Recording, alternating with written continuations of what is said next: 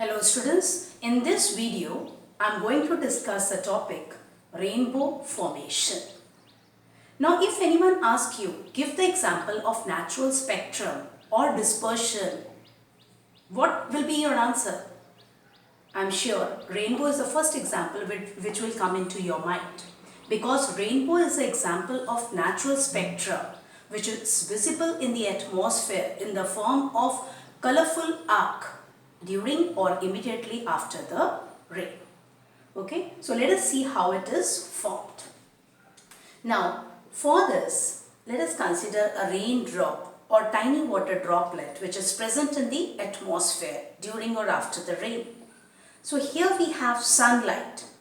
Sunlight is entering, it will fall on the raindrop and enter into it. Now in this case, sunlight is traveling from rarer medium into denser medium. So if I have to draw the normal there, I'll draw at that point radius of this sphere. Okay, these drops we know are spherical in shape, so radius will be the normal at this point. And this, I have extended this incident ray direction by the dotted line. So as we have already seen before, now the bending will take place towards the normal, and as the sunlight contains the 7 colors and hence it is also called as white light. So all the 7 colors will bend up towards the normal and they will lie between the incident ray direction and the normal at that point. I am not drawing all the colors because all the rays, if we draw, it will be very confusing. So extreme colors are only taken here, red at the top and violet at the bottom. As we know, red color bends the least and violet color bends the most when sunlight or white light enters into a glass prism or a denser medium like water droplet here. So when this refracted rays, red and violet, which we have shown, when they travel through the raindrop and strikes the surface on the other side of the raindrop, then when the angle of incidence is greater than the critical angle of incidence, you have done the total internal reflection topic we have done in the previous video, so you know what it is. So here when we talk about red and violet rays traveling inside the raindrop, they are traveling from in the denser medium and they strike the boundary separating the denser and rarer medium. And if I say angle of incidence at which they strike on that side is greater than the critical angle of incidence, then both the conditions of total internal reflection are met and the rays will be reflected back. Total internal reflection will take place. So again I have shown those refracted light rays get reflected back, totally internally reflected back into the raindrop only. So again they travel through the raindrop and they reach here. So now they are going to come out of the denser medium. So they'll be traveling from denser into rarer medium. So their bending should take place away from the normal. So again the rays I have shown that they have bent away from the normal. And what is the normal? Here again dotted line, radius. So everywhere normals are shown by drawing the radius at that point by the dotted line. So here if we have observer, the observer will see the 7 colors of spectrum in the form of arc. Okay, that will be rainbow. So this is how rainbow is formed. So rainbow is formed if I ask you which phenomena are responsible for rainbow formation. So first is refraction, and when refraction takes place at the same time dispersion takes place. So we can write refraction, dispersion and total internal reflection. These 3 phenomena are responsible for the formation of rainbow. Okay, and if I ask you what are the conditions for observing rainbow? First, sun must be at the back of the observer. So your back must be lying towards sun, and rainbow can be observed during or after the rain. See, first point means if sun is lying at the back of the observer, it means that it should be raining or it should have rained in the opposite part of the sky. Then only you can see the rainbow in the sky with back lying at the sun. And we know that rainbow can be observed. Usually we observe rainbow during or after the rain. And here you should just remember, also rainbow can be observed when we look at the sky through a waterfall or through a water fountain, because in this case also tiny water droplets are present in the atmosphere which will produce the dispersion of sunlight. So again a short question: who act like small prism and cause dispersion of sunlight during rainbow formation? Tiny water droplets. I hope you have understood this phenomena very well.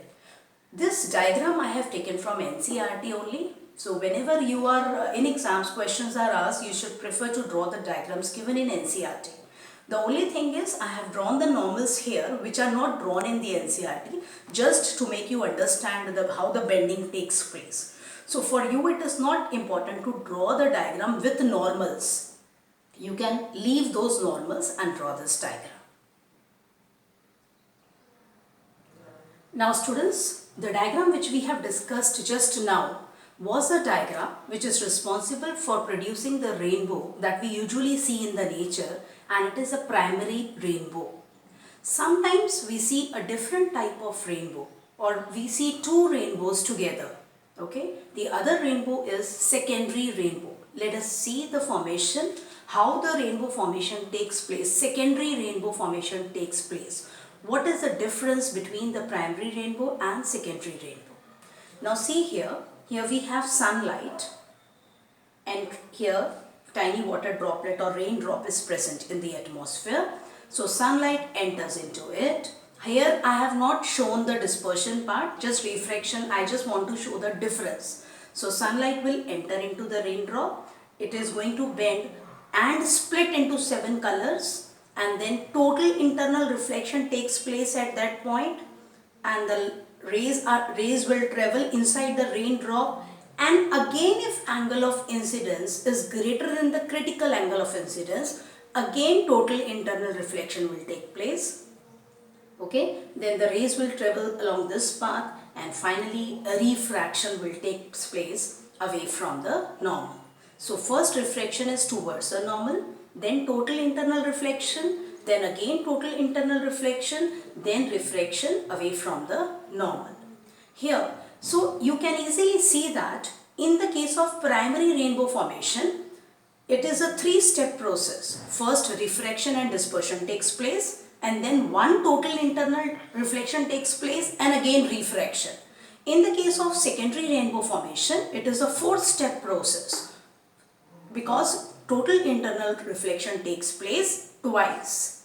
Remember again, dispersion I have not shown, as this is not directly, this won't be asked in your 10th class exam. But you should have this knowledge, because when you give entrance exam or any kind of exam, objective exam when you give, so such questions can be asked, small questions can be asked, which you should be knowing. Okay, so remember, in the case of primary rainbow formation, it is a 3-step process that takes place inside the raindrop, and here it is a 4-step process, because their internal reflection takes place once, and here total internal reflection takes place twice. Also remember students, this is one difference between primary and secondary rainbow. Second difference is, when we see the rainbow, primary rainbow in the sky, red color lies on the outer side of the colorful bow or spectrum, rainbow, and violet color lies on the inner side. On the other hand, when we look at the secondary rainbow, red color lies on the inner side of the bow and violet color lies on the outer side. So we can remember that the order of color is also reversed in case of secondary rainbow. It is opposite to that of primary rainbow. Red on the outer side in case of primary rainbow, and violet on the outer side in case of secondary rainbow. And next important thing is that primary rainbow is brighter. It is brighter compared to the secondary rainbow, as it is a 3-step process and this is a 4-step process. So this is comparatively fainter. Okay, so usually what we see is primary rainbow, and sometimes we see both the rainbows, but this is very faint. Okay, so I hope you have understood. But in your syllabus you need to know what we have discussed previously. And let us, if suppose I ask you, give more examples of dispersion, then you can say, when we can see this dispersion, we can see the spectrum when we look at the oil which is spilled on the road. I hope you must have seen. And also when you look at CDs, we can see the colorful spectrum there also. When we talk about diamond in its original form is not sparkling at all. It is a diamond cutter who makes cuts on its surface in such way that when light enters into it, it gets trapped, or multiple internal reflection, total internal reflection takes place. And there also similar cases there, dispersion is there, so we can see the spectrum when we look at the diamonds. Okay, so I hope you have understood this rainbow formation clearly. So thank you students, we'll continue in the next video.